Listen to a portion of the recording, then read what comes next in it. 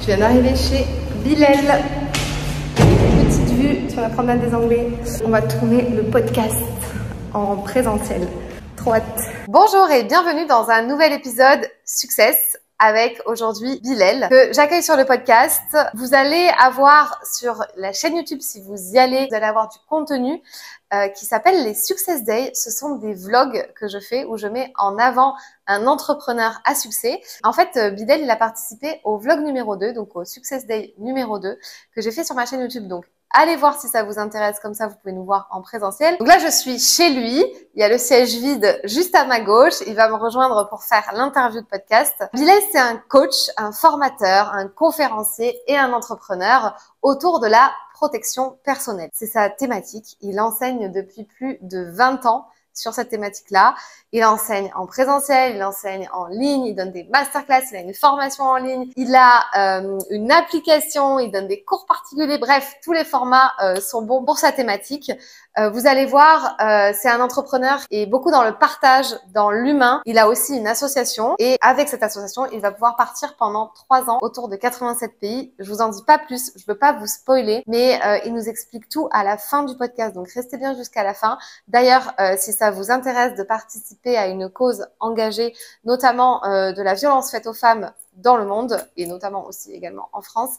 Restez bien jusqu'à la fin de l'épisode de podcast, vous pourrez voir comment vous pouvez soutenir Bilal. En tout cas, on a une interview très enrichissante comme d'habitude, comme avec toutes mes interviews de podcast, vous le savez. Ce n'est plus à prouver.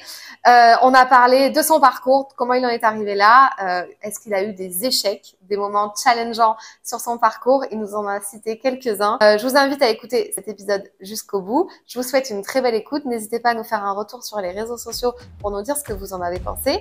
Et puis je vous dis à très vite.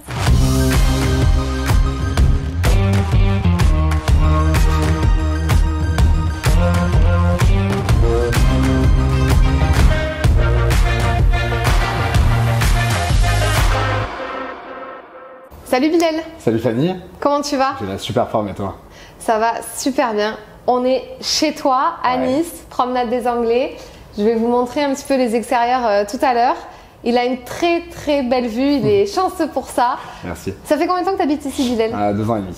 2 ans et demi? Dans cet appartement, puis je suis né à Nice. Ouais. T'es niçois toi, de base? Je suis niçois, ouais. Ok. Donc on est chez toi pour tourner une interview de podcast. On a passé une journée ensemble, une belle demi-journée ensemble samedi. J'ai voulu m'immerger dans ton quotidien, dans mon Success Day numéro 2. Donc ce sont mes vlogs que je fais où je mets en avant un entrepreneur. Je veux voir son quotidien, je veux voir ce qu'il fait au quotidien. Et toi notamment, nous avons vu dans ce Success Day que ta passion et ton métier et tout ce que tu fais au quotidien tourne autour un petit peu du self-défense. Donc du coup, on va parler de ça dans ce podcast. Est-ce que tu peux nous dire un petit peu ce qu'est le self-défense? Et après, on reviendra sur ton parcours. D'accord, très bien. Alors pour moi, la self-défense, si je dois le définir en une phrase, c'est pas forcément que des coups. C'est qu'est-ce que l'on peut faire pour être plus en sécurité. Voilà, c'est quelles sont les actions que l'on peut mettre en place pour pouvoir se défendre. Voilà, se mettre en sécurité. Donc ça prend en compte la protection. Se protéger, c'est se mettre à l'abri du danger. Donc c'est quelque chose qui s'opère en amont. Et se défendre, c'est réagir face au danger. Qu'est-ce que l'on peut faire comme action pour pouvoir justement soit stopper une action, soit pouvoir se sécuriser par la suite. Voilà. Pour moi, la self-défense englobe tout ça. Et c'est pas que des techniques de ninja, même si on aime bien les faire. Ouais, c'est clair. On a vu que ça allait bien au-delà. Alors du coup, ma première question pour toi, Bilal, pour ce podcast et les gens qui ne te connaissent pas, c'est comment t'en es arrivé à devenir coach, formateur, entrepreneur autour de cette thématique-là? Quel est ton parcours de vie? Alors tu peux peut-être dire dans les grandes lignes, mais en tout cas le storytelling qui t'a emmené à ça. D'accord, très bien. Alors déjà j'ai un parcours pluridisciplinaire. Donc je suis instructeur de Krav Maga, instructeur d'un système de défense qui coule du Pencak Silat. C'est un art martial indonésien. Je suis diplômé de l'université de psychologie. J'ai mon approche, si tu veux, de cette thématique, elle est à la fois expérientielle et aussi c'est mon parcours de vie qui fait que j'ai décidé de m'intéresser à ça. Dans le sens où aujourd'hui j'ai la chance de vivre dans un 100 mètres carrés au bord de la mer et tout va bien, mais petit. Moi, je suis né dans des quartiers populaires et donc j'ai dû faire face au quotidien à nombreuses formes de violence. Et dès le départ, si tu veux, je me suis questionné sur ça et je me suis dit, mais pourquoi en fait, pourquoi ça arrive, qu'est-ce qu'on peut faire pour éviter ça, pourquoi les gens agissent comme ça. Tu vois, je suis allé à l'université pour comprendre aussi quelles étaient les motivations, quelles étaient les façons d'agir aussi. Il y a plusieurs modes opératoires en fonction des types d'agression. Donc je voulais vraiment comprendre que ce soit la victimologie, la criminologie, l'apport dynamique qu'il y a entre un agresseur et une victime, parce que souvent on fait face, les solutions sont incomplètes. C'est-à-dire que on va te proposer soit une technique d'autodéfense, c'est bien, s'il y a de la violence, il faut pouvoir se défendre, mais c'est pas le cas tous les jours. Tu es une femme, tu te fais harceler au quotidien, tu peux pas frapper des gens parce qu'on t'a mal parlé, parce qu'on t'a suivi, parce qu'on t'a insulté. On évolue dans un cadre légal, donc il fallait aussi prendre en compte cette dimension-là.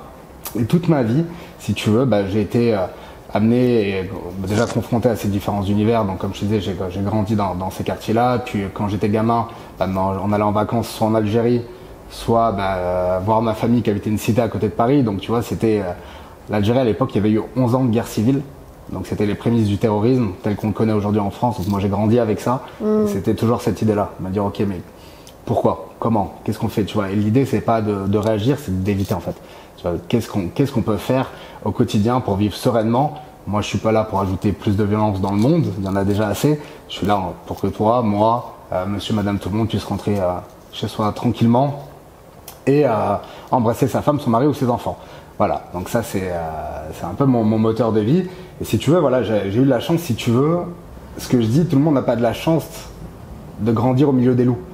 Moi j'ai vu ça toute ma vie. Donc à partir de ce moment-là, je me suis placé en position d'observateur et je me suis dit, waouh, ok, un racket c'est ça, une agression c'est ça, un vol à la tire c'est ça, un vol à machin c'est ça. Et j'entendais les histoires, j'entendais les trucs et je posais des questions, etc. Et donc j'ai commencé à élaborer, tu vois, tout un ensemble de patterns et de schémas. Et puis par la suite, de par mes activités sportives et de par les formations que j'ai données, on a pu construire ça et en faire un tout entier que je propose aujourd'hui en formation.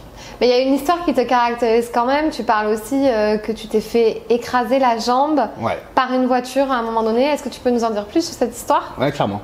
Alors c'est marrant parce que j'ai fini à l'hôpital et l'hôpital il est à 150 mètres d'ici. C'est l'hôpital qui est juste un peu plus loin sur tout est écrit presque. Exactement. Tu sais, dans la vie, je vais plutôt parler de mindset parce que je m'intéresse beaucoup à la psychologie. Forcément, j'ai fait des études de psychologie et au développement personnel. Et tout ce qui m'a mené à ça, c'est vraiment cette idée-là du mindset. Okay, dans la vie, il y a des cadeaux cachés. Et je considère que c'en est un.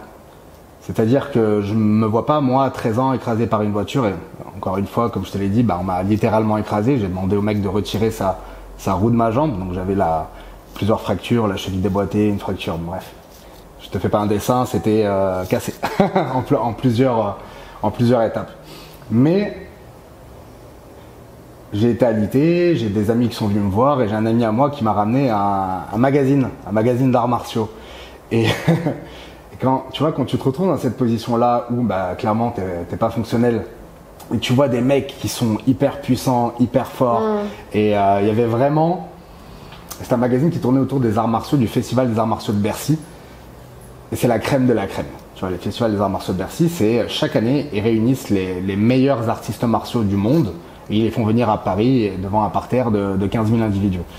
Et donc moi, je vois ça, je suis dans mon lit, je vois mon lit d'hôpital, tu vois, je vois ça et je me dis, mais moi aussi un jour je peux être comme ça, tu vois, moi aussi je vais être comme ça, tu vois. J'étais petit, moi je suis dans les années 80, c'est Van Damme, c'est tout ça et puis tu vois, c'est ça qui m'a stimulé. Tu l'as dit à l'instant, tout est écrit dans la vie. Quand j'ai commencé les arts martiaux l'année d'après, il s'est avéré qu'une des personnes dans un des systèmes que j'ai étudié était le garde du corps de Jean-Claude Van Damme, pour le coup. Donc du coup, tu connais cette histoire de degré de séparation?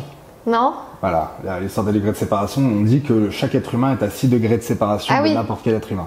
Voilà, là j'étais à 2. Et on a eu l'occasion d'ailleurs de l'avoir au téléphone pendant les 50 ans de mon ancien professeur, parce qu'on bosse plus ensemble aujourd'hui, pour lui souhaiter son anniversaire. Bon, enfin bref. La vie, j'ai commencé comme ça, j'ai commencé les arts martiaux comme ça, et 20 ans après, je me suis retrouvé moi-même à Bercy, voilà, devant 15 000 personnes, et c'est Jean-Claude Van Damme qui nous a présenté pour ce festival des arts martiaux. Incroyable. Et tu penses que si tu n'avais pas eu cette histoire, d'ailleurs, attends, je reviens sur un truc quand même qu'il faut quand même mentionner. Le mec t'écrase la jambe et c'est toi qui, à 13 ans, dis, donc t'es un enfant, Ouais. dis monsieur s'il vous plaît, est-ce que vous pouvez reculer quoi. Ouais. Enfin, à un moment donné, à quelle heure le mec n'y a pas pensé ou qu'est-ce que je comprends pas en fait, tu vois. Je pense que la personne je me demande qui était la personne la plus choquée. Moi sous la voiture. Ouais, ou lui. La personne qui m'a écrasé ou mon frère qui a vu l'accident. Oh putain. Ouais. Tu vois. Donc il y a un truc qui est génial, ça s'appelle l'adrénaline. Ouais. Donc quand ça t'arrive, bah toi t'es un peu chargé à bloc. Après quand ça redescend, c'est un peu plus douloureux.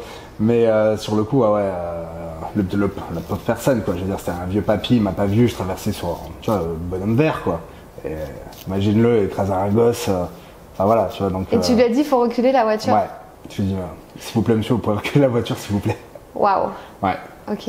Et du coup, si tu penses que tu n'avais pas eu cette histoire malgré ton environnement dans lequel tu as grandi, est-ce que tu penses que quand même tu aurais eu le même parcours ou c'est aussi cette histoire enfin cette histoire pas en elle-même, mais je veux dire ça t'a emmené du coup à l'hôpital, ton ami t'apporte ce livre des arts martiaux, ce magazine, est-ce que ça t'a fait ce déclic à ce moment-là? Tu sais, des fois on parle de waouh, j'ai eu un déclic, j'ai eu une vision, j'ai eu un truc. Bah, ma vision, c'était Bercy. Waouh. Voilà. Ma vision, c'était Bercy. Quand je te dis moi aussi un jour je serai comme ça veut dire moi aussi je serai aussi fort qu'eux. Moi aussi j'aurai. Tu vois, on peut être prof de sport et à tous les niveaux. Tu as des Teddy Riner qui va combattre. On espère qu'il y aura d'ailleurs la 3e médaille olympique cette année. Et puis tu as n'importe quel prof de sport. Tu vois, si tu veux, chacun met la barre où il veut en termes d'ambition. Et moi, Bercy, c'était mon image. Je me suis dit, je veux me retrouver sur ce truc. Je vais me retrouver là où Céline Dion a chanté, là où tu vois, 15 000 personnes. Incroyable. Et ça, tu l'as eu à quel âge cette vision? Je l'ai eu, j'avais 13 ans. Ah ouais, donc c'est venu dans la foulée. Ça s'est fait quasiment 20 ans après. Wow. Enfin, c'est venu dans la foulée. Je veux dire, tu as eu cette vision au moment de ton accident aussi. Enfin, j'étais à l'hôpital. Ça, waouh. Ouais. Ok. Donc, du coup, ton parcours, tu nous as expliqué vraiment tout ça. Aujourd'hui, pour qu'on se rende compte, c'est quoi tes activités au quotidien? Parce que tu es entrepreneur aussi. En ce moment, tu prépares un très gros projet. C'est aussi pour ça que je voulais t'avoir sur le podcast parce que tu vas partir, tu vas quitter Nice, tu vas nous en parler, tu vas nous décrire ce projet. Et du coup, il nous reste seulement quelques mois pour continuer à se voir, à se fréquenter et donc enregistrer un podcast. Du coup, quelles sont tes activités aujourd'hui? Comment tu te développes? Est-ce que tu donnes des cours dans des salles? Dis-nous un petit peu. Alors, j'ai durant mon parcours, donc avant de faire Bercy, il y a plein de choses qui se sont passées. J'ai fait partie d'un groupe, on avait une 50aine d'écoles dans le monde. Voilà, donc on a démarré, on était, ça aussi c'est toute une histoire parce qu'on a démarré, on était la première école, en tout cas la première école à Nice, et puis on s'est développé. Donc j'ai été amené à enseigner aux côtés de mon professeur qui a fondé cette organisation un peu partout en Europe, aux États-Unis, puis après à titre personnel aussi dans des conditions similaires. Et ce que je fais au quotidien, donc j'avais mon école à Nice, ce que je fais au quotidien, je donne des cours, je donne des formations, donc je donne des cours d'autodéfense, je donne des cours privés d'autodéfense. J'avais une école où je donnais des cours que j'ai quitté parce que, on va parler de ce projet-là dans un instant. Je fais de la formation, je fais du coaching, de l'accompagnement sur la gestion de la peur, la gestion du stress. Je travaille beaucoup sur le mindset, je travaille avec énormément de chefs d'entreprise et de dirigeants sur l'aspect mental.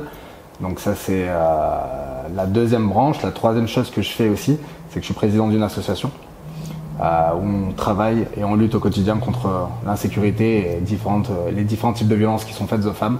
Et c'est dans ce cadre-là que je prépare un voyage d'ici quelques mois. Je suis aussi entrepreneur, j'ai lancé une formation en ligne, j'ai lancé une application qui s'appelle Les Protecteurs. Et donc dans cette application, on parcourt vraiment tout l'ensemble holistique, de façon holistique, sur la prévention. Comment éviter d'être sélectionné comme victime, la communication, comment gérer un conflit, comment éviter finalement de se retrouver dans une altercation, parce que chaque combat gagné est avant tout un combat évité. L'aspect confiance en soi, l'aspect gestion du stress, donc c'est vraiment tout ce qu'on travaille en amont, l'aspect autodéfense et surtout l'aspect aussi de qu'est-ce qui se passe après. Parce qu'à un moment ou à un autre, si on a été confronté à un conflit, il y a des conséquences, il y a des conséquences psychologiques, il y a des conséquences économiques, il y a des conséquences juridiques, il y a tout un ensemble de conséquences à prendre en compte, émotionnelles aussi. On est impacté par ça, donc il va falloir déjà pouvoir se retrouver ses esprits, se retrouver, naviguer à travers un paysage juridique qui est assez compliqué en France, parce que la plupart des gens ont dit nul n'est censé ignorer la loi, la plupart des gens l'ignorent. Ouais. Les voyous, ils y sont confrontés au quotidien. Donc eux connaissent ce parcours-là. Ils savent ce qu'il faut dire quand on porte plainte. Il y a des gens qui osent même pas porter plainte. Ils se font eux-mêmes attaqués parce que c'est les voyous qui portent plainte contre eux. Enfin bref, il y a tout un ensemble de choses à faire. Et puis il y a aussi l'aspect sécuritaire, premier secours. Imagine, on intervient sur une altercation, une personne est blessée, qu'est-ce que je fais? Comment je fais à lui dispenser ses premiers secours? Comment je fais à me dispenser les premiers secours aussi? Qu'est-ce que je fais si quelqu'un est en état de choc? Qu'est-ce que je fais? Voilà. Donc on travaille vraiment sur tout cet aspect-là. Ok. Donc ça c'est ta partie. Donc c'est très clair. Business. Voilà. Ça c'est très clair. Alors oui, parce que moi, tu vois, ce qui m'intéresse aussi dans le podcast Success, c'est de voir les coulisses de l'entrepreneur, donc comment tu travailles. Là, moi, je me demande, tu vois, souvent dans l'entrepreneuriat, on nous dit ouais, mais il faut se concentrer sur une offre, un prix, une cible. J'ai l'impression que là, tu as développé quand même tout un panel de choses, c'est-à-dire que tu donnes des cours en physique, tu as ta formation en ligne, tu as une application, donc c'est encore un autre business model, l'application. Là, tu vas partir avec ton association. En fait, comment tu arrives à gérer peut-être ton temps, ton organisation autour de ces diverses offres, activités? Alors, très bien. Cette phrase, elle est importante. Il faut se concentrer sur une offre, un produit, etc. C'est vrai jusqu'à une certaine mesure. C'est-à-dire que l'idée, c'est quoi? C'est de pas de perdre en focus, d'éviter le shining object, d'aller à gauche, à droite et se dire ok, mais je vais faire ça, mais en même temps je vais faire ça, mais en même temps je vais faire ci, et en même temps je vais faire ça. Et et donc du coup, avoir de la charge mentale supplémentaire. Il y a des choses qui au début nous prennent énormément d'énergie et d'investissement. Par la suite, ce n'est plus le cas. Ouais, c'est ça. C'est-à-dire que moi, donner un cours, ça me prend zéro charge mentale. Ouais. C'est-à-dire quand je travaille, que ce soit un cours, le stage qu'on a fait samedi, ça me prend zéro charge mentale. C'est clair dans ma tête. Tu vois, je viens, je déroule. Parce que j'ai 27 ans d'expérience là-dedans. Ça se voit, tu maîtrises, ouais. Tu vois. Donc quand je donne une formation, je déroule, c'est pas un problème. Donc ce qui me prend de l'énergie, c'est d'aller chercher justement des nouveaux projets, d'aller chercher des nouveaux clients, d'aller chercher une façon finalement d'intégrer ces différents éléments. Et à partir de ce moment-là, c'est ce que c'est ça mon focus. C'est qu'est-ce que je fais dans l'étape d'après. Je me repose sur mes acquis. Je pense que c'est un peu comme conduire. Au début, tu es là, tu te dis ok, tu vois, il faut te concentrer sur le volant, il faut se concentrer sur le truc, tu es en galère, les 20 premières heures, tu as l'impression que ta tête elle va péter, puis à la fin, il y en a qui téléphonent, il y en a qui… tu vois. Donc la charge mentale, elle est vraiment importante à gérer. Plus tu maîtrises quelque chose ou un process, plus il sera facile de rajouter des choses à ce process-là. Après, mon évolution, elle fait que tout s'est imbriqué au fur et à mesure, si tu veux, de façon à ce que j'intègre de nouveaux éléments. C'est-à-dire au début, je faisais de la salle défense. Bon, j'ai appris à me défendre. Une fois que j'ai eu mes ceintures noires, mes premiers diplômes, etc., puis j'ai été confronté aussi à une réalité de terrain. J'ai dû faire face dans ma vie à différentes agressions, différentes altercations. Et je me suis dit, ok, comment on fait pour aller chercher ça? Donc je suis allé à l'université. Donc c'est un temps de formation supplémentaire. Et puis par la suite, je me suis dit, par exemple, on a travaillé avec des femmes. C'était un stage de salle défense féminine samedi. Je suis pas une femme. Donc je me suis dit, ok, la première chose pour comprendre une femme, c'est déjà d'interroger ces femmes. J'ai interrogé près de 150 femmes pour comprendre quels étaient leurs points de blocage, quelles étaient leurs frustrations, quels étaient leurs désirs, qu'est-ce qu'elles recherchaient vraiment. Une femme, elle ne veut pas se battre pour aller défoncer quelqu'un. Elle vient pour se défendre, pour se sentir confiante, pour se sentir sereine, pour avoir une posture, pour apprendre à dire non. On n'est pas dans la même démarche. Et ça, plus j'apprends, plus j'échange, plus je comprends comment, et je pense que c'est le propre de n'importe quel entrepreneur, répondre aux besoins du client. Plus tu réponds aux besoins du client, plus tu es aligné en fait, avec ta démarche. Et donc, ces choses-là se sont rajoutées au fur et à mesure. Maintenant, ça fait 8 ans que je travaille avec des femmes, j'en ai formé plus d'un millier. C'est ok. Voilà. Et je suis allé encore plus loin, donc avec l'aspect psycho-émotionnel, l'aspect légal, l'aspect ci, l'aspect ça. 27 ans de travail. Tu vois, si ça faisait 1 an, je te dirais ouais, c'est peut-être ambitieux. Ça fait 27 ans que j'ai commencé à 13 ans, j'en ai 40. Il y a un peu d'expertise derrière. Et t'as toujours été entrepreneur ou tu as eu un métier à un moment? Enfin non, tu as commencé par les cours, donc je suppose dans des salles, des choses comme ça? Ouais, non, j'ai donné des cours en privé. T'as commencé tout de suite comme ça? Moi, j'ai commencé à donner cours en salle quand j'avais 20 ans. Voilà, ah ouais, donc t'as fait ça depuis tout. J'ai compris très tôt que je ne serais pas un bon salarié. En fait, c'est pas que je suis pas un bon salarié. C'est que j'aime l'entrepreneuriat et j'aime la liberté qu'elle m'offre. Et c'est pas du tout la même chose. C'est-à-dire que vaut mieux être un salarié heureux qu'un entrepreneur malheureux. Mais si tu es aligné avec ces valeurs-là de liberté, de contribuer, tu vois, de donner de la valeur, d'aller chercher, de challenger, etc., c'est l'entrepreneuriat qu'il te faut. Et moi, c'est clairement... Clairement, ouais. C'est un pilier, c'est la valeur numéro 1, je pense, un petit peu commune à tous les entrepreneurs, c'est aller chercher cette liberté. Mais alors du coup, dans ce parcours-là de 20 ans, donc tu as 40 ans aujourd'hui, depuis 20 ans, voilà, tu as donné des cours, ensuite tu as un peu scalé ton activité et tu as diversifié en tout cas tes offres. Est-ce que tu as eu à un moment donné où vraiment tu t'es dit « waouh, c'est dur, c'est compliqué, j'y arriverai pas » ou alors tu as été face à un échec peut-être? Tu as vécu ça ou pas? J'ai eu 40. Ouais, des échecs, il y en a plein, il y en a tout le temps. Il n'y a pas d'échec si on essaiera. Est-ce que tu peux nous en citer peut-être un plus marquant ou un moment en tout cas qui a été plus challengeant pour toi dans ta vie d'entrepreneur? Ouais. Je vais t'en citer deux, tu vois, qui sont intéressantes, qui sont assez antagonistes. La première, c'est au début quand j'ai commencé à donner des cours particuliers. Je me suis bon, j'avais la vingtaine et tout ça, et je me dis ok, je vais donner des cours particuliers. Et je voulais pas être trop cher, tu vois. Donc je me dis ok, tu sais moi, mon père était ouvrier, ma mère était femme de ménage. Je me dis bon, tu touches 15 balles de l'heure, 20 balles de l'heure, c'est déjà plus que ce que mes parents. Normal, la base. Voilà, tu vois. Et je me dis ok, donc je commence 25 €, tu vois. Je me dis ok. La base pour tout le monde. Ouais, c'est ça. On a tous donné nos cours à 25 €. Ah, j'en ai pas donné. C'est ça qui est fou. C'est que j'ai vraiment eu du mal à démarrer à cause de ça. Et un jour, il faudrait que je lui demande cette histoire parce que j'ai un mec qui est devenu un très très proche ami aujourd'hui. Un jour, on me contacte et il y a un mec qui me contacte donc de Serbie et qui me dit écoute, j'aimerais prendre des cours particuliers avec toi et tout ça. Je dis ok. Et donc là, je lui dis ok, bah si habite en Serbie. Au début, je me dis c'est qui ce mec, etc. Tu vois, est-ce qu'il est sérieux, il est pas sérieux? Il me dit non, mais t'inquiète pas, je vais descendre à Nice et si et ça. Je dis ok. Le mec vient à Nice et je l'entraîne 7 heures par jour. Le mec, il avait un mental de dingue. Tony, si tu me vois, pour toi. Et le mec était vraiment sympa, il était jeune, il était sympa, il était dans l'infoprenariat, lui il était dans le marketing. Ouais. Il a travaillé pour des grands noms, Roger Lanois, il a travaillé pour Et le soir je dînais avec lui parce qu'il y avait ce mec là avec qui j'avais en sympathie et on est devenus amis un peu comme ça, tu vois. Et tous les soirs en dînant avec lui, il me parlait business, il me parlait marketing, il me parlait machin. Et donc je me disais c'est qui ce jeune qui gagne autant d'argent, tu vois. Ouais. Et donc je me dis bah t'as tout intérêt à prendre bonne note de ce qu'il te dit. Et il me dit, à un moment, il me dit, Bilal, il me dit, écoute, t'aurais doublé ou triplé tes prix, ça aurait été pareil pour moi, t'es pas assez cher. Tu vois. Il me dit, ne confonds pas la valeur et le prix. Et cette phrase, je l'ai retenue toute ma vie, ne confonds pas la valeur et le prix. C'est vrai. C'est pas du tout la même chose. Les gens à qui je m'adresse, et aujourd'hui, bah, je travaille avec monsieur, madame, tout le monde dans les cours collectifs, mais en privé, je travaille qu'avec des entrepreneurs.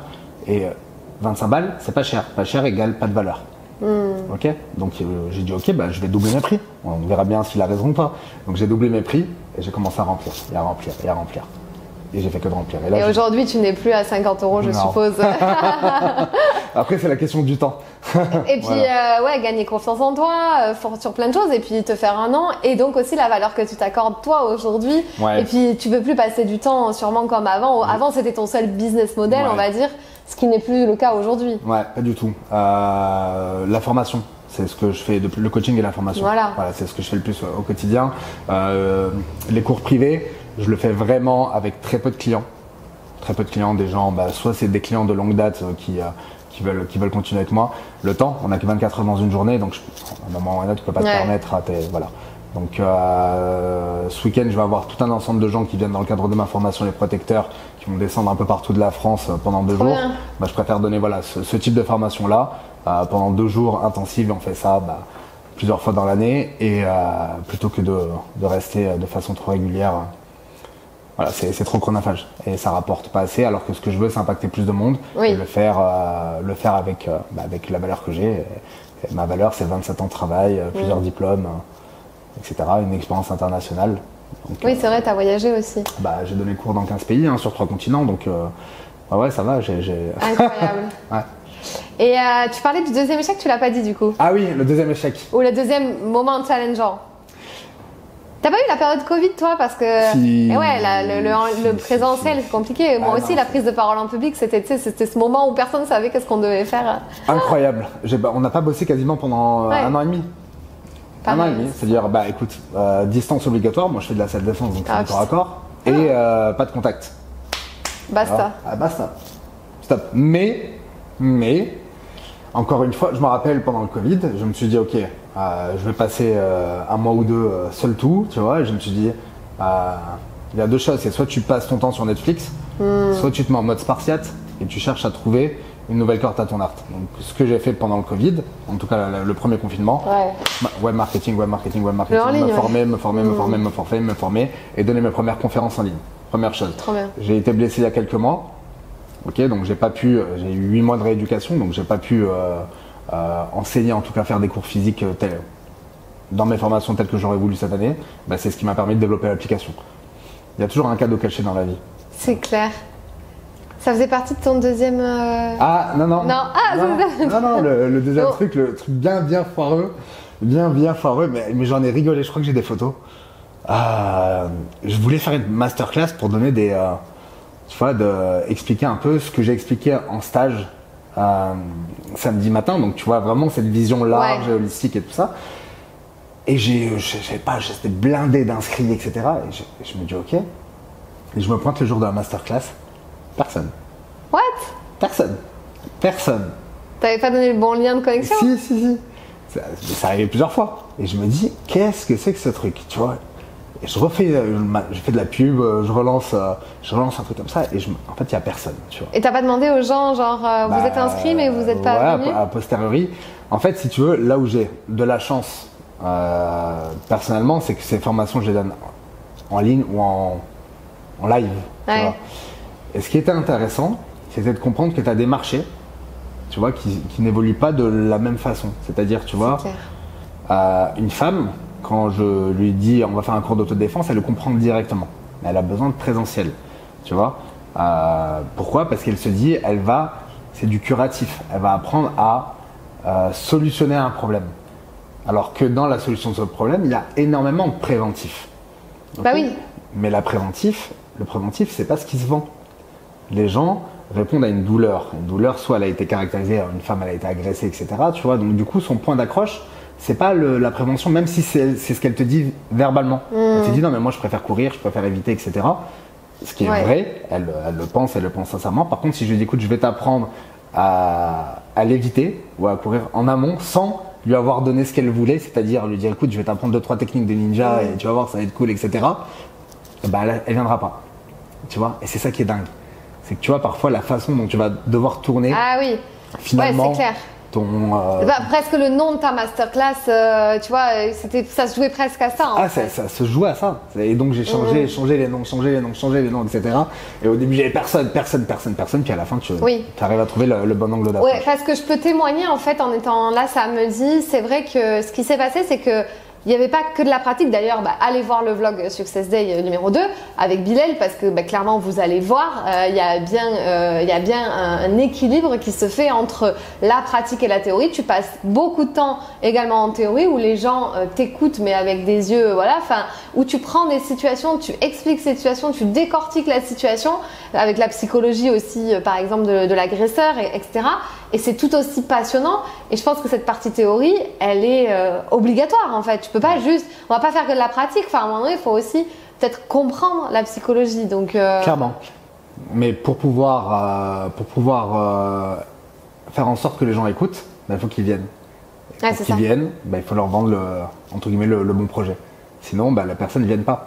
Tu vois ce que je veux dire? C'est ça qui est intéressant. C'est quel est le chemin, quel est l'état de conscience, au niveau de conscience de ton prospect. Et comment finalement je vais pouvoir délivrer, on dit donnez-leur ce qu'ils veulent, et vendez-leur ce qu'ils veulent et donnez-leur ce dont ils ont besoin. C'est exactement ça, je leur vends ce qu'ils veulent et je leur donne ce qu'ils ont besoin. Ton parcours d'experte fait que tu sais exactement ce dont tes coachés ont besoin. Mais pour elles, elles ne peuvent pas percevoir l'étendue de ton savoir et l'étendue de ton expertise. Parce que pour l'instant, elles voient que la partie haute de l'iceberg du j'ai du mal à parler en public, ou j'ai du mal à pitcher, ou j'ai du mal à machin. Puis donc tu leur dis, je vais vous apprendre à pitcher. Et puis elles arrivent, elles se rendent compte que waouh, Fanny, c'est ça. Non, mais j'explique. Et on parle même pas du côté Ça. business. Tu vois ce que je veux dire? Mais maintenant, du coup, c'est obligatoire pour moi de dire si tu ne pitches pas ou si tu n'arrives pas à te mettre en avant dans un réseau d'entrepreneurs, tu n'auras pas de clients en fait. Mais en fait, si tu veux, c'est cette éducation que d'ailleurs, by the way, comme toi, j'ai eu un peu du mal à faire au début parce que tu dis je t'aide à donner les 4 clés pour le pitch, mais c'est pas ça qu'on vend. Ce qu'on vend, c'est pour faire du business derrière en fait, tu vois, et pour un intérêt. Et je comprends tout à fait la problématique par rapport à la masterclass que tu as faite, donc que tu as mis dans la case un peu moment challengeant, moment un peu échec où justement tu n'as pas eu. Échec, il y avait personne. Au moment où cette cible elle est pas venue, elle est pas venue à toi alors qu'il y avait potentiellement de l'intérêt pour le format que tu proposais. Comment ça se fait maintenant que tes formations en ligne se remplissent et il y a du monde dedans et tu vois parce que tu pourrais dire comme tu as dit tout à l'heure qu'il y a une certaine limite où on a envie de t'avoir en présentiel et de comprendre les choses. Alors, c'est ce qui est intéressant à se dire du point de vue business, c'est plusieurs choses. La première, on a des croyances et il faut pas rester cantonné, si tu veux, à ce système de croyances. Là, par exemple, on pourrait se dire c'est de l'autodéfense et l'autodéfense, ça se pratique en vrai. D'accord? Il y a des gens qui ont démenti ça. Par exemple, Frank Ropers vend de la formation en ligne en autodéfense depuis 20 ans. Et il les vendait en DVD. Tu vois? Frank Ropers qui était dans la même école que mon professeur, donc que je salue, que j'avais rencontré au Biz Club il y a quelques années. Et voilà, donc lui c'était un des précurseurs qui me montrait que finalement, ce côté pratique, il peut s'enseigner en ligne. Et je dirais même plus, ça a été un des premiers à faire passer ses ceintures noires à distance, ses ceintures à distance. Donc il vendait des programmes en ligne et il faisait filmer, valider, et il a créé l'Académie Ropers comme ça. Et l'Académie Ropers, je peux t'assurer que les élèves ont un excellent niveau.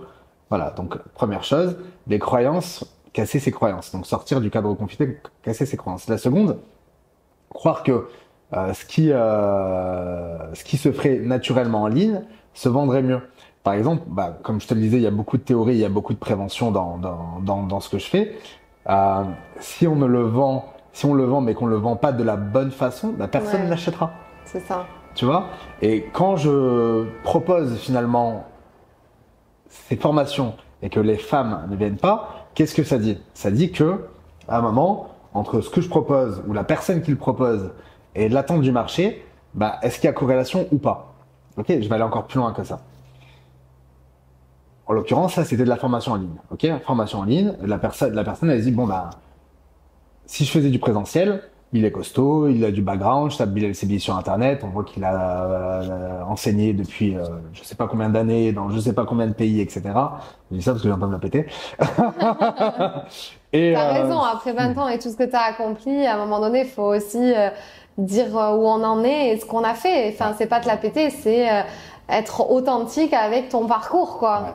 Former des milliers de personnes pendant 27 ans dans une quinzaine de pays sur 3 continents. Et c'est que le début, le projet qui arrive est encore plus ambitieux. On en parlera tout à l'heure. Ouais, on en parlera tout à l'heure. Donc la personne elle check sur internet, elle se dit ok voilà, on sait qui il est. Par contre, si t'es une femme et que t'as des problèmes d'insécurité et que moi je suis un homme et je te dis je vais régler ton problème d'insécurité, peut-être tu te dis t'es peut-être bien intentionné ou peut-être que c'est un escroc, mais il me comprendra pas parce que c'est un homme, tu vois. Et il y a cette distance-là qui se fait quand on est sur Internet que tu n'as pas quand tu es en présentiel. Quand tu es en présentiel, tu entends mon discours, tu es obligé d'adhérer à mon discours, tu sais que je sais ce qui se passe parce que j'ai bien fait mon travail et que j'ai passé beaucoup de temps à écouter justement toutes ces femmes me raconter leurs histoires, leur parcours de vie, leur façon qu'elles avaient de se défendre, leur façon qu'elles voyaient finalement les techniques, les stratégies qu'elles avaient élaborées pour pouvoir essayer de se protéger face à tel ou tel truc. Et on se rend compte, c'est ce que j'ai fait, je commence généralement par ça en stage de self-défense féminine, que la plupart du temps elles sont vouées à l'échec parce qu'elles ne correspondent pas finalement à une dynamique réelle d'agresseur-victime comme on peut le voir. Ce qu'on a fait samedi matin, dont on a parlé. Mais bon, elle me parle de ça et je me dis ok, je vais épouser finalement sa façon de voir le monde et je vais lui donner ma réalité de façon à ce qu'elle puisse comprendre en fait, qu'elle puisse comprendre que il y a une motivation à sa façon d'agir. Elle le fait pas de façon erronée parce qu'elle ne sait pas. On ne lui a jamais appris. Tu vois, il faut vraiment être humble par rapport à ça. Tu vois, on n'a jamais appris à une femme à faire face à la violence. Et on devrait ne pas y faire face dans nos pays, mais c'est une réalité quotidienne, Ouais, c'est tu ça. vois. Mais on ne leur apprend pas. Et on leur donne pas les bons outils. Et donc, elles viennent, tu vois, comme elle dit, oui, mais moi, je vais courir. Ouais, mais si t'es dans un ascenseur, tu fais comment? T'es en talon, tu fais comment? T'es avec tes gosses, tu fais comment? Tu vois ce que je veux dire? À un moment ou à un autre, il y a des choses, il y a des outils qui sont bons, ou il y a des outils qui sont bons, mais qui sont pas valables tout le temps. Tu vois? Ouais. T'es sportif, t'adores courir, tu cours souvent devant chez moi d'ailleurs. C'est ça. Et y a aucun souci. T'es en basket, machin, mais c'est peut-être pas toi qu'on va attaquer. Ah. Parce que t'es sportive, t'es lancée, tu vois. C'est peut-être la femme qui a, tu vois, les gens ils cherchent une victime. Donc on va aller vers la fragilité, vers la facilité. Donc si la femme elle a le bon point et on se rend compte qu'elle est un peu âgée, etc., bah, c'est forcément une meilleure, entre guillemets, victime que toi. Et donc, quand elles sont là en vrai, bah, elles se rendent compte de ça. Et à partir de ce moment-là, les oreilles s'ouvrent et elles se disent, ok, déjà, ça s'entend, je pense, que j'ai cœur à aider. Et ça, c'est important. Il faut bien faire son travail. Il faut avoir vraiment l'humain, pour moi, il est au-dessus de tout. Et déjà, ça se ressent. Et de deux, il y a cet échange-là. Je fais toujours tu vois, je demande toujours l'avis des femmes. Qu'est-ce qui s'est passé? Qu'est-ce que tu as vécu? Qu'est-ce que tu as fait? Et puis on déconstruit. Et je fais ce travail d'éducation qu'on fait en ligne très rapidement. Bah, je le fais comme ça en live encore plus rapidement. Donc voilà, c'est deux paradoxes. Maintenant, en termes vente pure, bah, quand tu le vends à tout le monde, bah, la femme qui est intéressée par le sujet, elle est plus à l'écoute que si je vendais que de la femme. Tu vois ce que je veux dire? C'est ça qui est paradoxal. Ça qui est paradoxal. Mais ouais, tu pourrais te dire que je fais un truc hyper spécialisé, mais en fait, en étant hyper spécialisé, bah, il y a beaucoup de gens qui vont passer au travers. Ouais. Et pourtant, ça me paraît bizarre, tu vois, parce que c'est pas les premières choses que moi je me suis dit. Tu vois, quand je t'ai demandé, est-ce que tu peux me faire un cours de self-défense? Oui, j'ai eu droit à un cours de self-défense privé. Ici sur la terrasse. Sur la terrasse, face à la promenade des Anglais, puisque j'avais demandé avant même que j'ai ce projet podcast et même vlog.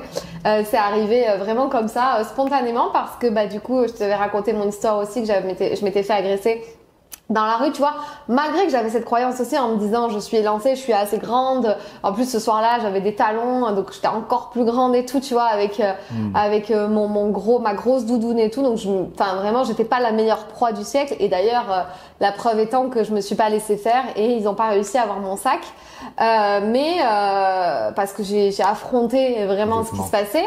Mais du coup, donc j'ai pris ce cours de self-défense et c'est pas la chose que je me suis dit. Je me suis dit c'est un homme. Et en même temps, tu vois, moi, du coup, je me suis projetée beaucoup plus parce que je me suis dit, bah, t'es un homme. Et d'ailleurs, quand tu me faisais des simulations d'agression, bah, c'est beaucoup plus pertinent parce que souvent, un homme, il va avoir ton gabarit ou pas, mais en tout cas, on va être dans des conditions réelles avec toi qui est, du coup, peut-être un homme et qui est en train de nous agresser. Donc on est dans les meilleures conditions, on va dire. En live.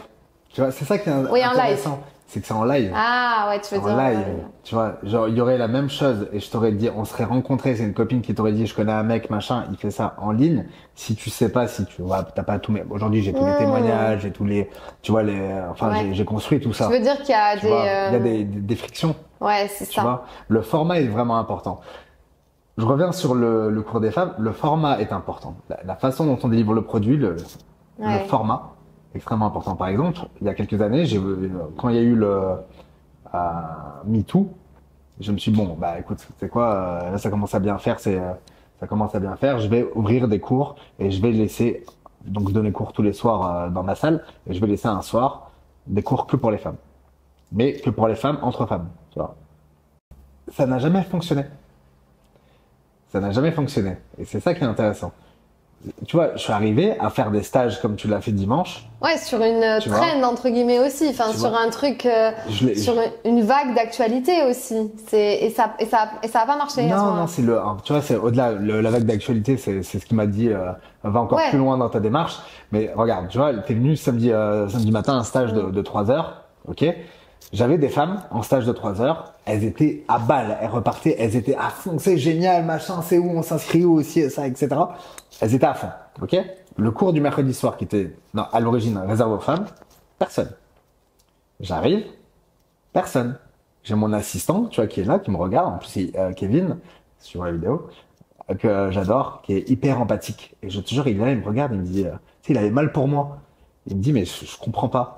Et moi, tu sais, bah, je suis entrepreneur, hein, c'est pas grave, tu vois. Moi, dans ma tête, je me dis pas, je me mets pas en question. Ma question, c'est qu'est-ce que je peux faire? Oui, surtout pour si faire en sorte- si 2 jours avant, t'étais complet ailleurs. Ouais, non, mais puis Oui, voilà. C'est qu'il y avait. Ouais, mais la question que je me pose, c'est pas pourquoi elles sont pas ouais. venues, c'est comment faire pour qu'elles viennent. Exactement. Tu vois ce que je veux dire? Je suis pas dans le mindset de oh là là, j'ai tout fait. Putain. Tu vois, non, non. On va bien. chercher le truc. Et je vais chercher à comprendre. Et tu comprends que le niveau d'intensité de douleur fait que on peut se dire, tu vois, c'est toujours la même chose. On répond à un plaisir ou à l'évitement de la douleur. Ok? Qu'est-ce qu'on fait? On est dans l'insécurité, on cherche l'évitement de la douleur. On veut de la confiance en soi, on va vers le désir. Ok? C'est important, c'est les deux curseurs de motivation de l'être humain. Et en fonction de là où on est, on va réagir. À chaque fois qu'on propose un produit, on va résoudre un point de douleur. Tu vois, par exemple, le point de douleur, pour toi, elles n'ont pas assez de clients, elles sont pas à l'aise dans la parole en public, elles ne savent pas pitcher, etc. C'est des points de douleur. Ok, donc notre travail, c'est de résoudre des points de douleur ou de les amener vers quelque chose de plus positif. Ok, bah tu te rends compte que ces femmes-là, elles, qu'est-ce qu'elles voulaient? Elles voulaient plus de confiance en soi, plus de sérénité, mais la douleur n'était pas assez forte pour se dire je vais venir tous les mercredis pendant 1 an. Par contre, 3 heures avec les copines toutes les 2 semaines, ouais, ça fonctionne. D'où le format qui est aujourd'hui. Le format. Donc, tu vois, redemander quel est le format, quel est le bon format, quel est le bon format, tu vois, de façon à s'adapter. Et c'est le client qui dicte la vérité. Et ça n'a rien à voir avec ce que j'enseigne la même chose. Tu vois, ça n'a rien à voir avec mon genre, je suis toujours un mec. Ça n'a rien à... C'est pareil, c'est juste le format. Ouais. Donc, en ligne, pas en ligne, en présentiel, à quelle fréquence, ok, pour quel type de public, mixte ou extrêmement, tu vois. Et on va chercher des réponses dans ces problématiques-là. Et plus on répond juste, plus on se blinde. Ouais. Et quand j'ai compris ça, bah, j'étais blindé tout le temps. C'est ça. Donc, si je comprends bien, si je résume vraiment tout ce que tu viens de dire depuis le début du podcast, tu as étudié ton client idéal, tu l'as questionné, tu l'as interrogé, tu as fait plus de 150 ouais, 147 exactement. Ouais. Voilà, forms, sondages pour étudier ton client, enfin ta cliente aussi idéale, et tu as adapté voilà le format à chaque fois de ton accompagnement, de ton offre. Tu as sorti ton offre en fait en fonction de ce qui était demandé. Exactement. Toujours, je pars toujours tu vois, regarde. Les gens, ils disent, à l'époque, on disait, ouais, ce mec-là, c'est trop un bon vendeur, il vendrait du sable à un bédouin. Tu vois? Et moi, je dis, putain, mais quel bâtard. Tu es en train de lui vendre un truc dont il n'a pas besoin. Tu es en train de lui vendre un truc dont il n'a pas besoin. Tu vois? Tu vas vendre de la glace à un Esquimau, il n'en a pas besoin. Super. Qu'est-ce qui se passe le lendemain? Déception post-achat. C'est pour ça qu'aujourd'hui, en France, bah, la loi fait que tu as 14 jours pour pouvoir te rétracter si, peut-être qu'on t'a un peu forcé la main, peut-être que, tu vois, le mec était trop, bref. Si tu changes d'avis, si ça ne correspond pas à ce dont tu veux, tu as le droit de pouvoir faire marche arrière. Et tant mieux. Pourquoi? Parce que ça oblige les gens comme toi, comme moi, qui veulent vraiment faire du travail, qui veulent vraiment aider leurs clients à trouver la bonne façon de faire et de correspondre de façon la plus corrélée possible entre nos solutions et leurs problématiques. Voilà. Et quand tu fais bien ton travail, tu as des clients, et tu as des clients satisfaits qui sont contents de te ramener leurs copains, leurs copines, leurs amis. Moi, on m'envoie du monde. On m'envoie du monde. Oreille. Ouais. Mais un truc de dingue. J'ai fait des ventes de formation en ligne en mode, je suis en train je veux pitcher ma vente. Et la femme, elle me dit non, elle me dit mais Bilal, j'achète, dis-moi combien. Tu vois, mais c'est incroyable. Incroyable. C'est trop bien d'être arrivé à ça. Et aussi la deuxième chose que j'entends, donc on a une véritable masterclass sur, j'ai l'impression aussi sur comment monter un business rentable aussi et comment s'adapter à son client, lui proposer ce qu'il veut, pas s'arrêter sur des échecs non plus, garder un mindset de gagnant. Et ce que j'entends aussi, que tu es vachement focus sur l'expérience client et le customer care jusqu'à la délivrabilité et le suivi. Justement, est-ce que tu mets des choses en place par rapport à ça, du customer care Je vais te donner la vente de mon application et de la formation des protecteurs. Bah, c'est très simple. La première vente, je l'ai pas ouverte au public, je l'ai faite sur un cercle privé. Ce que j'ai fait, c'est une MVP. Ok. Moi, j'ai toute mon expertise. Je connais les problématiques clients parce que maintenant, ça fait 27 ans que je fais ça. Par contre, je veux que ma formation, ça soit la meilleure. Et je veux qu'elle réponde le plus adroitement aux problématiques. Donc, qu'est-ce qu'on faisait? C'était une formation sur 6 semaines. En 6 semaines, chaque semaine, on traitait différentes parties, la confiance en soi, la partie de la gestion des émotions, la partie des stratégies d'évitement, de la communication dissuasive, du verbal, du non-verbal, enfin bref, tu vois. Et chaque semaine, je sonde, je coach et je sonde. Et je leur demande, et je leur demande. Et je laisse des sondages, parce que moi, je leur ai fait une MVP, donc ils l'ont eu à un tarif beaucoup plus abordable. Et je leur ai dit, moi, ce que je veux, c'est vos retours. Et donc, chaque semaine, je prenais des notes. Ok, ça, c'était génial. Ça, c'est compris. Ça, c'est trop expert pour eux. Ok, s'adapter, peut-être changer les éléments de langage, etc. Ça, c'est génial. Ça, on adore. Ça, on n'a pas trop saisi, etc. On va vraiment prendre toute l'expérience client petit à petit et t'améliores. Et là, on va sortir la deuxième version et, qui sera complètement optimisée et qui sera au tarif beaucoup plus intéressant aussi pour moi. Le travail, finalement, c'est beaucoup plus intéressant de prendre du temps pour bien faire son travail et de vendre plus cher à la suite si ça correspond finalement aux besoins. Moi, ce qui m'intéresse, c'est la valeur. Tu vois, la question du prix, il n'y a aucun problème. Je vais te dire un truc, et c'est ce qui fait aussi, ça a été aussi une des raisons de mon succès dans mon travail. Moi, à 16 ans, je te disais, hein, moi, ma mère était femme de chambre, mon père était ouvrier, ok? Donc, y a pas, j'ai 8 frères et sœurs, hein. Il n'y a pas d'argent de poche, de machin, etc. si tu vas travailler. J'ai de la chance, mes parents, si j'ai une chose dont je peux remercier mes parents, c'est le goût du travail. J'aime travailler, j'adore ça. Et à côté de ça, faut aller chercher. Donc moi, un de mes profs, tu sais, le prof dont je t'ai parlé, qui était le garde du corps de mon dame, lui, il est en Belgique. Moi, à 16 ans, je travaille, je prends mon sac à dos, je prends mon vol et je vais en Belgique. Je m'entraîne une semaine avec lui. Je filmais ça sur VHS, on n'avait pas les portables, les caméras, les machins, avec la grosse VHS, etc. Je rentre chez moi, je passe le film et puis je m'entraîne. Puis j'y retourne, puis je reviens, puis j'y retourne. Et puis j'ai commencé comme ça, la Belgique, puis l'Italie, puis la Suisse, puis le machin. Et c'est comme ça. Et c'est comme ça que j'ai... Incroyable. Ouais, quel parcours et quel partage. Merci pour tous ces partages, Bilal. Parle-nous de ce projet d'envergure dans lequel tu vas te lancer d'ici la fin de l'année. À titre personnel, tu sais, on parle d'ikigai. Et je pense que pour être un homme accompli, l'ikigai, c'est quoi? Donc finalement, c'est quelles sont tes compétences, ce pourquoi les gens, ce dont le monde a besoin. Et en gros, c'est qu'est-ce que tu es fait, tu vois, pour... Il y a une chose qui est très importante dans le business pour moi et qui est plutôt d'ordre spirituel, tu vois. C'est-à-dire que répondre aux besoins des clients, répondre aux choses, c'est faire du bien aux gens. Tu vois, c'est dans ce sens-là. Je pense que la relation, c'est ce qui prime. Et donc, ta relation client, c'est ce qui prime. Faire en sorte, tu vois, d'aider les gens, c'est ce qui prime. Et j'ai eu la chance, si tu veux, de pouvoir traverser toutes mes épreuves à titre personnel, d'en faire une force. Et aujourd'hui, de le rétribuer. Je le fais de façon professionnelle au travers de mes coachings, de mes formations et de la vente de mes produits en ligne. Mais je le fais aussi de façon bénévole. À travers l'association que je préside, etc. Parce qu'il y a des gens qui ne peuvent pas se payer mes produits. Il y a des gens qui ont des problèmes qui sont beaucoup plus profonds. Et crois-moi, j'ai vu des choses qui sont atroces. J'ai vu des choses qui sont atroces. Et ces gens-là, faut quand même les aider. Et pour moi, mon équilibre entier, c'est bien sûr bien vivre. Il n'y a aucun problème avec ça. J'aime le confort, j'aime bien vivre. Et je le dois à mes parents, je me le dois. Mes parents, ils m'ont bien éduqué. On m'a mis sur des rails. On vit dans un pays qui t'offre ces possibilités-là. Les gens ne se rendent pas compte à quel point. J'ai voyagé dans 35 pays. Ok. On est bien en France, c'est ça. Les gens ne se rendent pas compte à quel point on a tout ce qu'il faut en France. On a tout ce qu'il faut en France. Mais vraiment tout.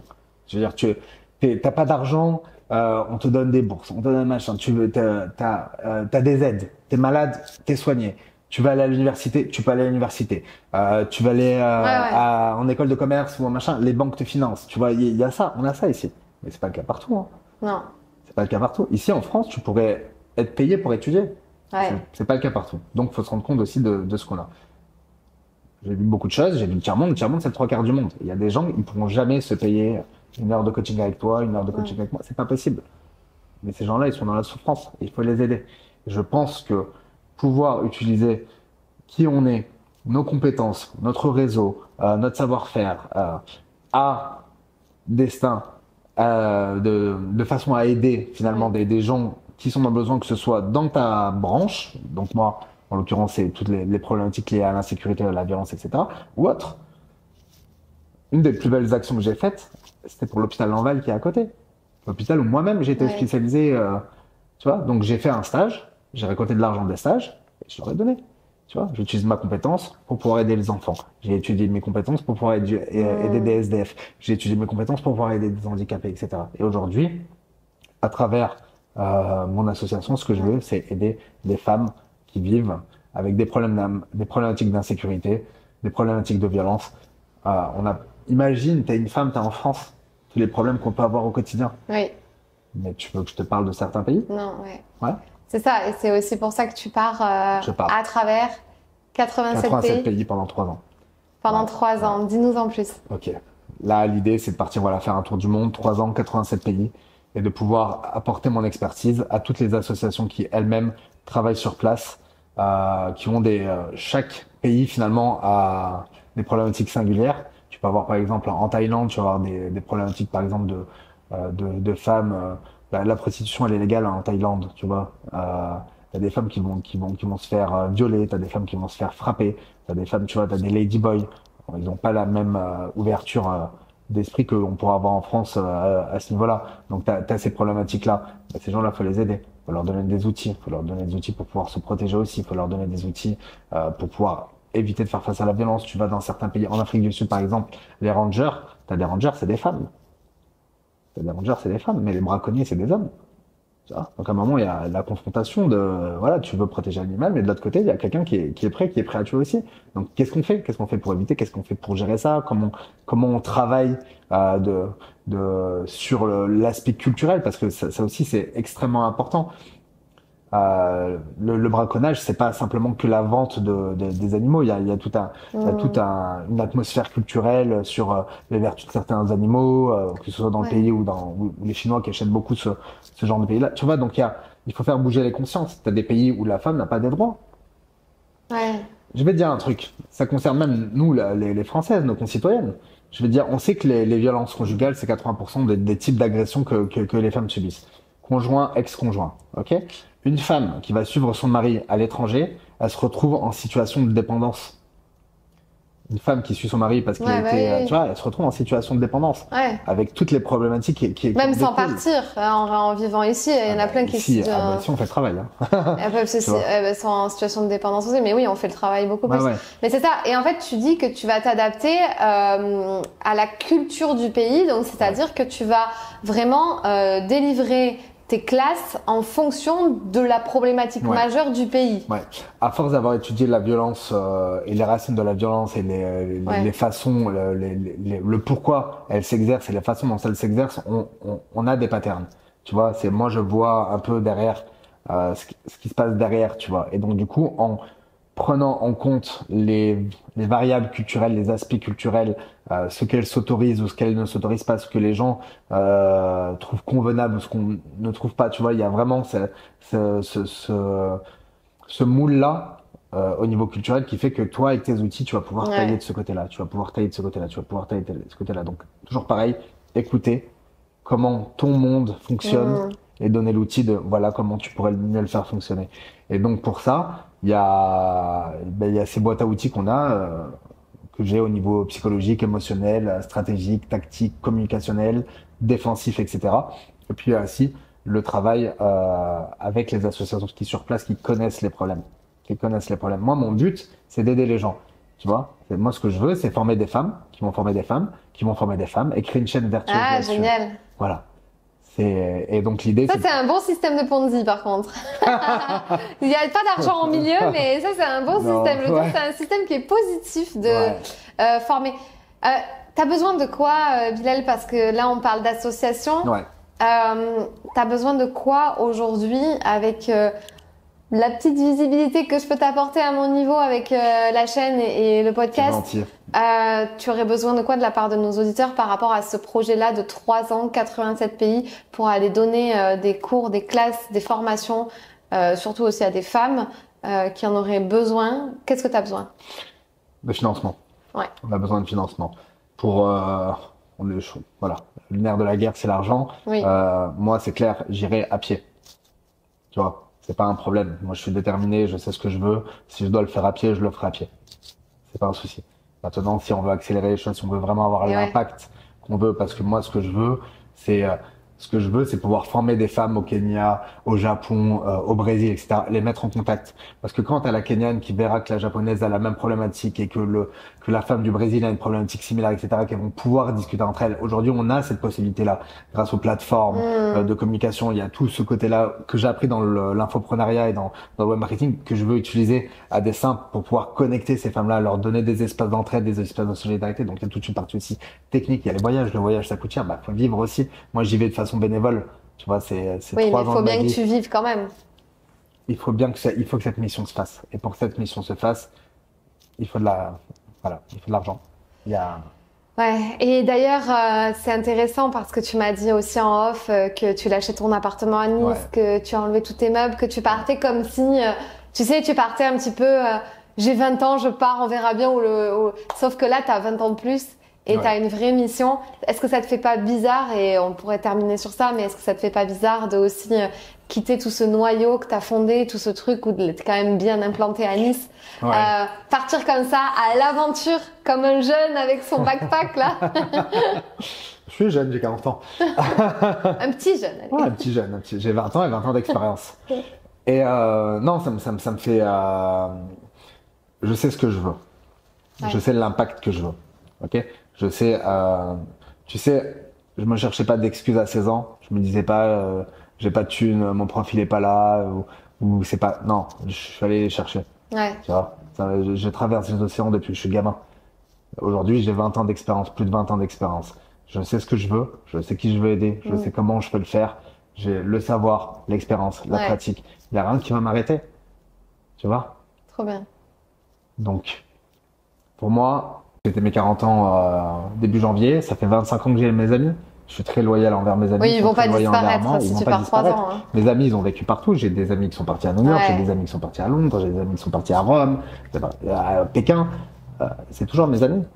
Là, mm, aujourd'hui, j'ai sauté l'anniversaire de mon ami Olivier. Olivier, il est business manager chez Apple. Il a été à Pékin, il a été à Londres, et tout ouais, machin. Aujourd'hui encore, on est en contact. Et il est venu me voir à mon anniversaire. Tu vois, donc c'est pas l'amitié, c'est pas le problème. La famille, tu l'as pour la vie. Mais ta mission à toi, ouais, c'est ça.